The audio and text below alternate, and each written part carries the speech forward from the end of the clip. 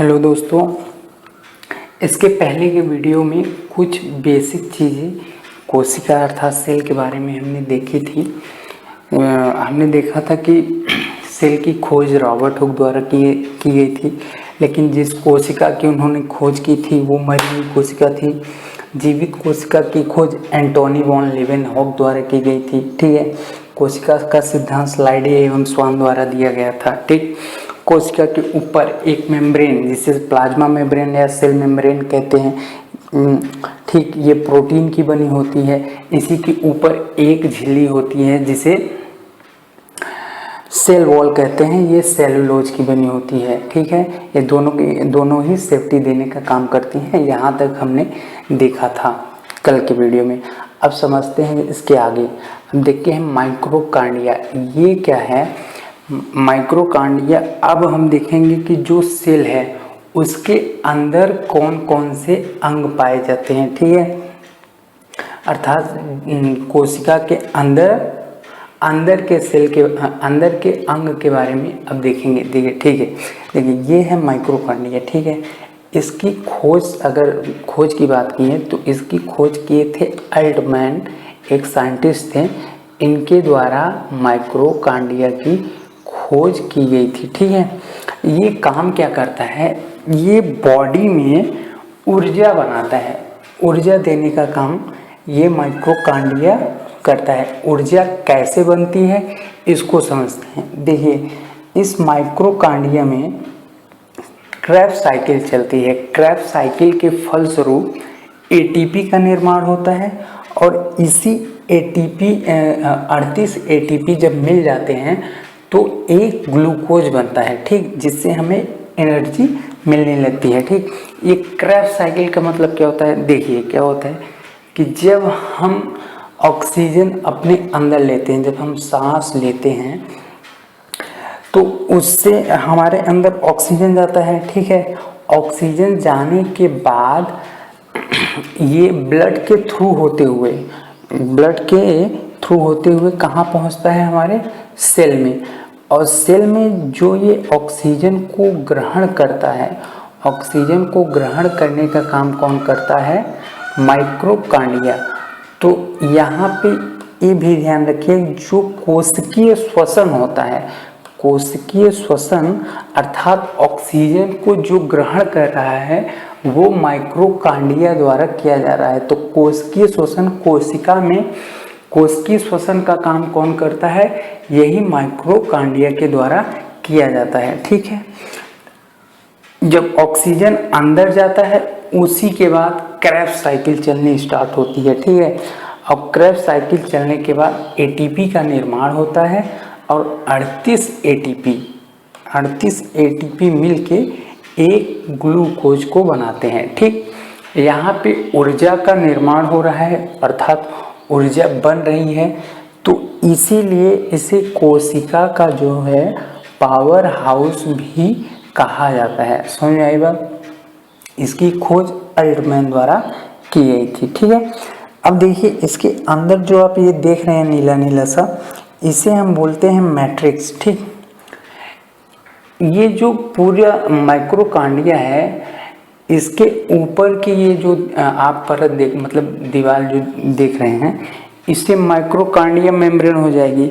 लेकिन अब जो इसके अंदर जो मैट्रिक्स आप देख रहे हैं, इसकी भी तो दीवारें हैं, ये जो आपको दिख रही है, इसको हम कहते हैं क्रिस्टी। तो ये माइक्रोकांडिया की आंतरिक बनावट हो गई है। ठीक ना, तो माइक्रोकांडिया के आंतरिक दीवारों को क्या कहते हैं, क्रिस्टी कहते हैं। ये चीज़ें आप ध्यान रखिएगा। ठीक है, तो क्रेब्स साइकिल कहाँ पे चलती है, माइक्रोकांडिया में। एटीपी का निर्माण कहाँ होता है, माइक्रोकांडिया में। कितने एटीपी मिलके एक ग्लूकोज बनाते हैं, 38 एटीपी। ठीक, कोशिकीय श्वसन का कौन काम करता है, माइक्रोकांडिया। ठीक है, ऊर्जा कौन देता है, माइक्रोकांडिया। पावर हाउस किसे कहा जाता है, माइक्रोकांडिया। इतनी चीज़ें माइक्रोकांडिया के बारे में ध्यान रखिएगा। ठीक है, इतना ही इम्पोर्टेंट होता है।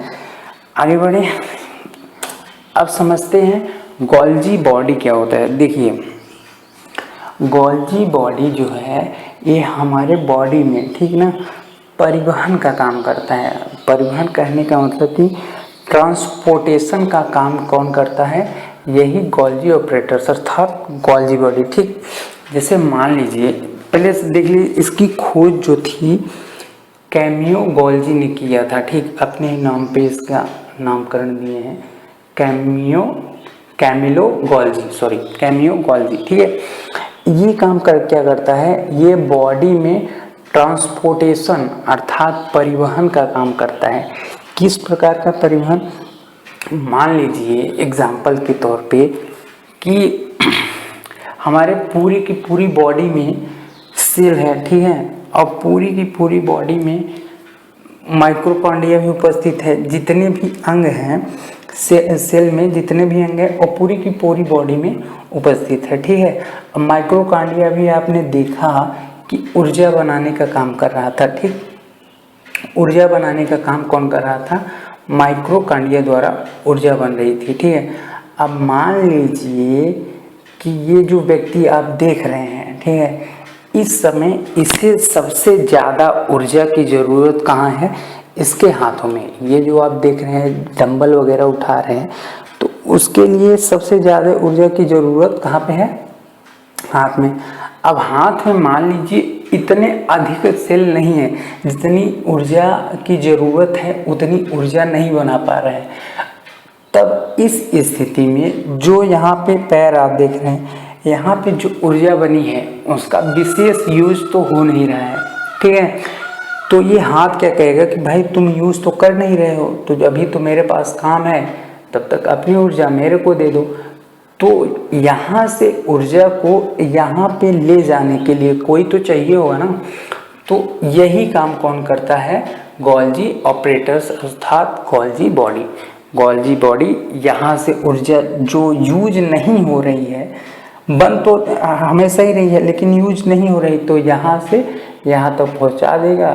ठीक उसी प्रकार जैसे आप क्लासरूम में बैठते हैं और आपकी पेन की स्याही जो है वो बहुत थोड़ी मात्रा में हो और पेपर आपको लंबा लिखना है। ठीक है, तो आप क्या करोगे, बगल वाले से एक पेन उधार ले लो, भाई अभी दे दो, हो जाएगा तो अपना ले लेना।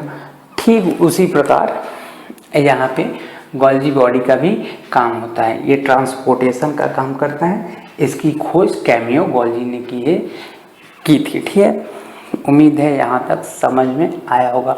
माइक्रोकांडिया की खोज किसने की थी, अल्टमैन ने, और इसकी खोज कैमियो गोल्जी ने। माइक्रोकांडिया ऊर्जा बना रहा था, ये क्या कर रहा है, ट्रांसपोर्ट मतलब कोई भी सेल में इधर उधर ट्रांसफ़र करने का काम जो होता है वो इसी गोल्जी ऑपरेटर्स के द्वारा किया जाता है। ये बात आप ध्यान रखिएगा। ठीक है, आगे बढ़े। अब देखते हैं ये वैक्यूल्स क्या होता है। ये कुछ नहीं, ये केवल और केवल पानी को स्टोर करने का काम करता है। अर्थात कि जो जैसे मान लीजिए सेल हैं उसके अंदर वाटर को स्टोर करने का काम करता है, अर्थात जल को संचित रखने का काम करता है। ये साइज इसका ध्यान रखिएगा, जो ये एनिमल सेल होते हैं उनमें इसका साइज छोटा होता है और जो प्लांट सेल होते हैं उनमें इसका साइज बड़ा होता है। एनिमल में छोटा क्यों होता है और प्लांट में बड़ा क्यों होगा, देखिए क्या होगा, जो एनिमल सेल है, ठीक है, जो सेल हम लोग के अंदर है उसमें ये छोटा इसलिए, जैसे मान लीजिए हमें प्यास लग गई तो हम तो पानी पी सकते हैं, ठीक है, तो इसलिए इसे इतना ज़्यादा जल को स्टोर रखने की ज़रूरत नहीं होती, क्योंकि हम बीच बीच में पानी पीते रहते हैं, जिससे पानी की मात्रा हमारे कोशिकाओं में बनी रहती है। लेकिन प्लांट सेल में ऐसा नहीं होता, वो पानी को स्टोर करके रखना ही पड़ता है उनको, ठीक है, उनकी ज़रूरत के समय पानी अपने से तो ले नहीं सकते।